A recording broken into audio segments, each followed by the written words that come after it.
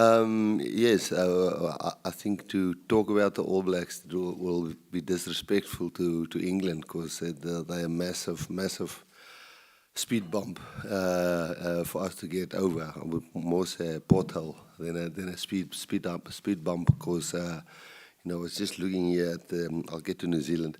I was just looking here at the possible teams that I think can play. I think we average 200 minutes per player, they 260. I think the average caps of our team will be about 54, they'll be about 59. I think the average age of our team is 30, the average age of their team are 29, and then the average weight is 104 and 105. So it's two teams. England's unbeaten. They they stuck to their guns.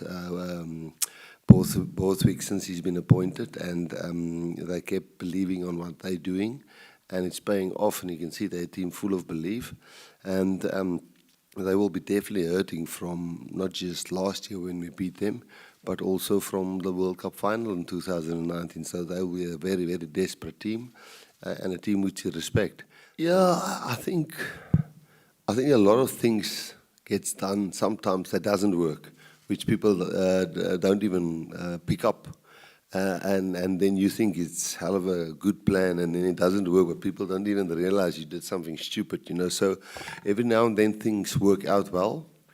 I think the mark worked out well because I think it's really to play against that big French pack and never get a scrum. The last test match we had one scrum, and they kicked all the balls in long into our 22, and it's a free kick, so you can take a scrum from it, and we really want to engage in scrums, because not just to show dominance, but just to get the fatigue factor into both packs.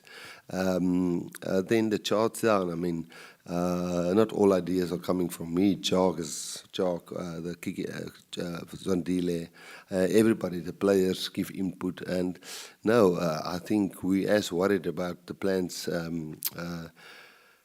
The England coach and Farrell and all of those guys are making, the one game they lost, or they beat with 14 men with a lot of drop goals.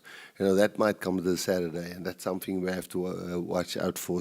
So, no, I think as many doubts we may be sowing in other teams, they're doing the same with us. We're also a bit nervous about what's up their sleeves. You mean on having beef?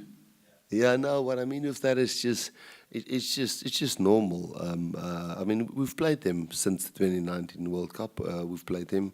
I think it was Eddie's last game. We played them, and it's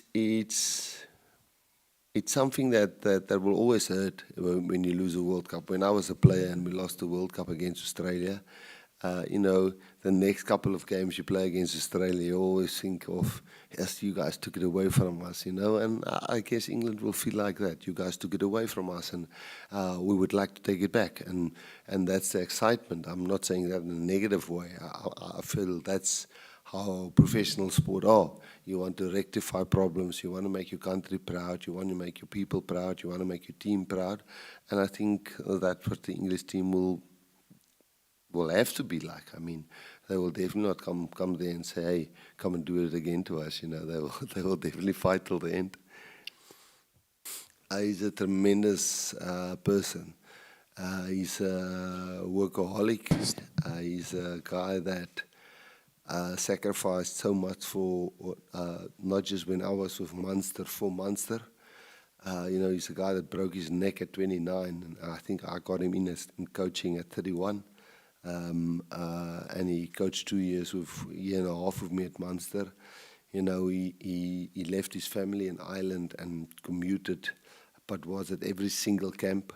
He had a house there on a golf estate that he hired himself. Him and his family came over.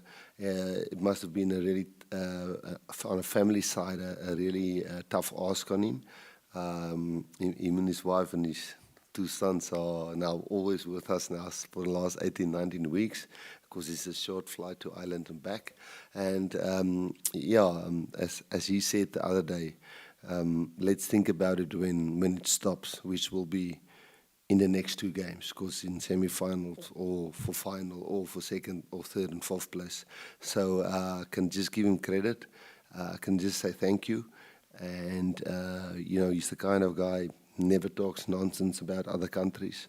When we play against Ireland, he just talks good things about Ireland, but he fully backs South Africa because, he's in our management team. When he moves now to England, they've got a massive asset which they gain in him. I can just say thank you and congratulations on what he's achieved. He's won the Irish Lions series, he's won a World Cup. I don't know what he's done as a player, but in a coaching career of only 5 years, that's not too bad.